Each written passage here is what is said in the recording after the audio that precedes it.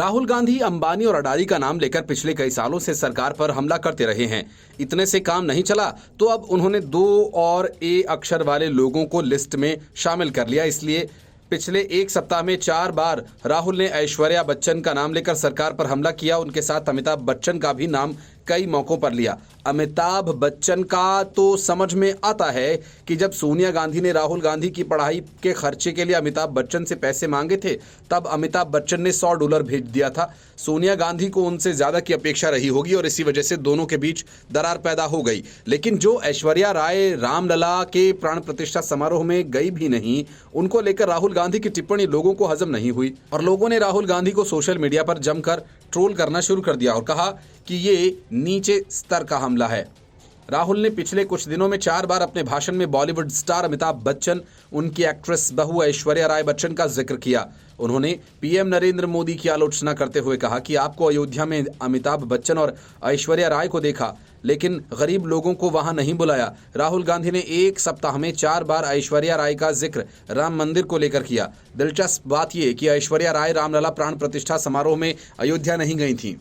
ऐसे में उनका नाम लेकर नरेंद्र मोदी सरकार पर निशाना साधने वाले राहुल गांधी को ट्विटर पर लोगों ने जमकर ट्रोल किया। राहुल गांधी पर निशाना साधकर यूजर ने लिखा कि यदि राहुल को डांसर्स और डांस के प्रति इतनी ही घृणा थी तो ये मानते हुए कि सोनिया स्वयं अपने जीवन में पहले एक कुशल प्रोफेशनल डांसर थीं, ये अकेले ऐश्वर्या राय का अपमान नहीं है, ये सोनिया का भी बड़ा अपमान है। आज ऐश्वर्या, कल खड़गे, उसके बाद खुद भी भारत जोड़ो यात्रा पर निकले राहुल गांधी ने कहा कि रामलला की प्राण प्रतिष्ठा में अरबपति लोगों को बुलाया गया, लेकिन देश के आदिवासी गरीब पिछड़े वर्ग को दूर रखा गया। राहुल गांधी ने कहा कि इस आयोजन में तो देश की राष्ट्रपति तक को नहीं बुलाया गया, ये इन वर्गों के लिए अपमान जैसा था। प्रतापगढ़ जिले के रामपुर खास में इंदिरा गांधी चौक पर जनसभा को संबोधित करते हुए राहुल गांधी ने कहा कि उद्योगपतियों और अमिताभ बच्चन को आमंत्रित करके मोदी सरकार ने यह संकेत दिया कि देश की 73% आबादी की उनकी नजर में कोई अहमियत नहीं है।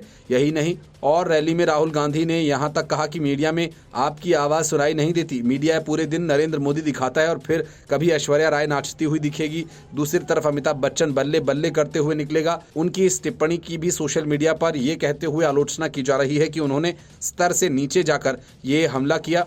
इसके अलावा ये सवाल भी पूछा जा रहा है कि जब ऐश्वर्या राय अयोध्या पहुंची ही नहीं तो फिर राहुल गांधी क्यों बार बार उनका नाम ले रहे हैं। ये पहली बार नहीं है कि जब राहुल गांधी ने ऐश्वर्या राय के नाचने से जुड़ा बयान दिया। इससे पहले राम मंदिर उद्घाटन कार्यक्रम को लेकर भी राहुल गांधी ने ऐश्वर्या राय से जुड़ा बयान दिया था। राहुल गांधी ने तमाम मीडिया हाउस का नाम लेते हुए सवाल किया कि ये सब किसके हैं। राहुल ने आगे कहा कि ये मीडिया हाउस अडानी जी के, अंबानी जी के हैं। ये किसान के बारे में, मजदूर के बारे में, गरीब के बारे में कभी नहीं दिखाने वाले, ये कर ही नहीं सकते। इनके मालिक कहते हैं भैया नहीं, हिंदुस्तान के गरीबों के बारे में मीडिया नहीं दिखाना। मीडिया में कुछ दिखाना है तो ऐश्वर्या राय को नाचते हुए दिखाना है, नरेंद्र मोदी जी को 24 घंटा दिखाना है, अमिताभ बच्चन को वहां दिखाना है। Bureau report, News of India.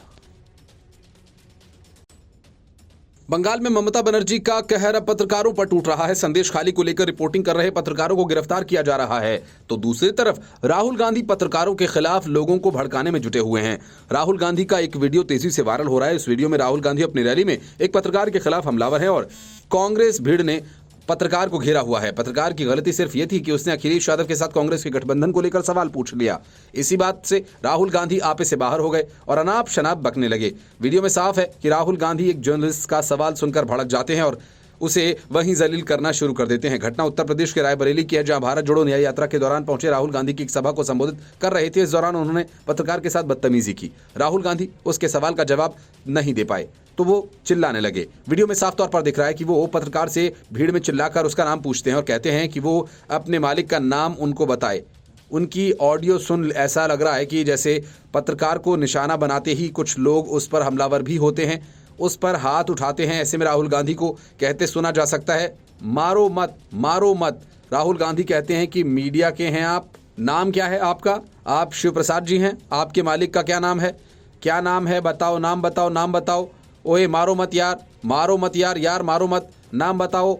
वो ओबीसी है? नहीं। वो दलित है? नहीं। वो आदिवासी है? नहीं। अरबपति है? वो राहुल गांधी के इतना भड़काने पर जब समर्थक उस पत्रकार पर टूट पड़े तो राहुल गांधी कहते सुने गए, भैया मारो मत मारो, ओ आ जाओ, मारना नहीं है उसे, इधर आओ, आप रिलैक्स करो, शांति से बैठ जाओ, कोई प्रॉब्लम नहीं है, इनके मालिक अरबपति हैं, ये किसानों की बात कभी नहीं करेंगे।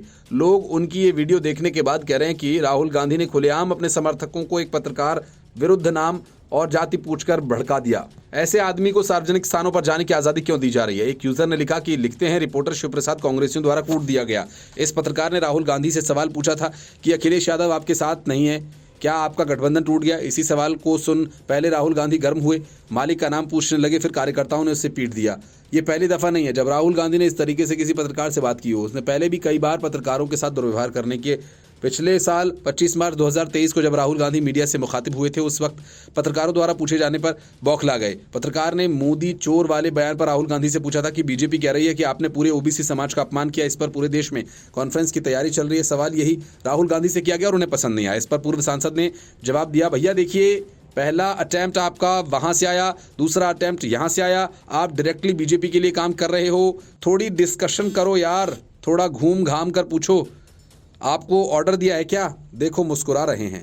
सवाल से बौखलाकर राहुल गांधी ने अंग्रेजी में कहना शुरू कर दिया कि यदि आप बीजेपी के लिए काम करना चाहते हो तो अपनी छाती पर भाजपा का ठप्पा लगा लो, फिर मैं उसी के अनुसार जवाब दूंगा। पत्रकार बनने का नाटक मत करो। Bureau report, News of India. रिश्वत लेकर सवाल पूछने के लिए महुआ मोइत्रा की सांसदी खत्म की जा चुकी है, लेकिन इतने से ही महुआ मोइत्रा का पीछा छूटता नहीं दिखता है, क्योंकि ईडी की जांच से पता चला कि महुआ ने फेमा यानी विदेशी मुद्रा प्रबंधन अधिनियम के नियमों का भी उल्लंघन किया। हालांकि महुआ पहली बार ईडी के सामने पेश नहीं हुई तो ईडी ने उन्हें 1 सप्ताह के लिए अंदर पेश होने का कहा। हीरानंदानी से महंगे गिफ्ट लेने वाली महुआ विदेश में 7 लाख प्रतिदिन किराए वाले होटल में ठहरा करती थी। विदेशी मुद्रा का भी बड़े पैमाने पर इस्तेमाल किया। अब वही सब महुआ के गले की हड्डी बन गया है। ईडी से जुड़े सूत्रों ने बताया कि महुआ मोइत्रा के कई विदेशी बैंक खातों का भी पता चला, साथ ही विदेश में किए गए लेन देन का भी पता चला। सूत्रों ने बताया कि विदेश के एक होटल में महुआ मोइत्रा के लिए एक कमरा बुक कराया गया था, जिसका किराया 7 लाख रुपए था। उन्होंने ये भी बताया कि महुआ मोइत्रा के एनआरआई अकाउंट की सही जानकारी सामने नहीं आई है। माना जा रहा है कि इस बारे में ईडी उनसे पूछताछ करेगी। रुपए लेकर संसद में सवाल पूछने के मामले में जांच के दौरान कई खुलासा होने का दावा किया गया था और इसके बाद महुआ मोइत्रा के खिलाफ फेमा मामले की जांच शुरू हुई। ईडी विदेशी मुद्रा प्रबंधन अधिनियम फेमा 1999 के प्रावधानों के तहत मामले में महुआ मोइत्रा से पूछताछ करना चाहती है। ईडी के जांचकर्ता मामले से जुड़ा उसका बयान दर्ज करना चाहते हैं। सीबीआई जांच का सामना भी कर रही है। सीबीआई लोकपाल के संदर्भ के उनके खिलाफ आरोपों की प्रारंभिक जांच कर रही है। महुआ मोइत्रा तब से विवादों में हैं जब बीजेपी सांसद निशिकांत दुबे ने उन पर उपहार के बदले व्यवसायी दर्शन हीरानंदानी के इशारे पर लोकसभा में सवाल पूछने का आरोप लगाया था। एथिक्स पैनल की ओर से कैश फॉर क्वेरी मामले में दोषी ठहराए जाने के बाद 8 दिसंबर को महुआ मोइत्रा को लोकसभा सदस्य के रूप में निष्कासित कर दिया गया था। महुआ मोइत्रा ने लोकसभा से अपने निष्कासन को चुनौती देते हुए सुप्रीम कोर्ट का दरवाजा भी खटखटाया था। तृणमूल कांग्रेस की सांसद महुआ मोइत्रा पर कारोबारी दर्शन हीरानंदानी के कहने पर संसद में सवाल पूछने का आरोप है। भाजपा सांसद निशिकांत दुबे ने उनके खिलाफ शिकायत दर्ज कराई थी। उन्होंने दावा किया था कि ये सबूत वकील जयअनंत देहाद्राई द्वारा प्रदान किए गए थे।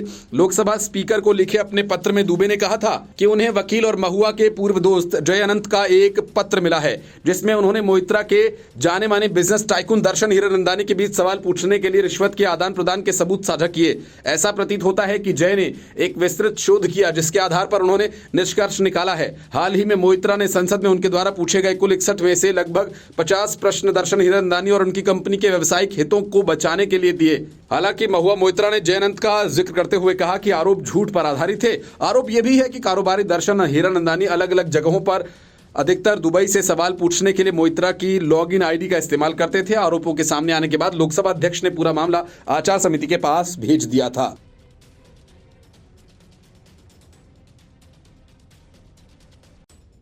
इंडी गठबंधन के दूसरे दलों के साथ जो खेल कांग्रेस कर रही है, अरविंद केजरीवाल कुछ वैसा ही खेल कांग्रेस के साथ कर रहे हैं।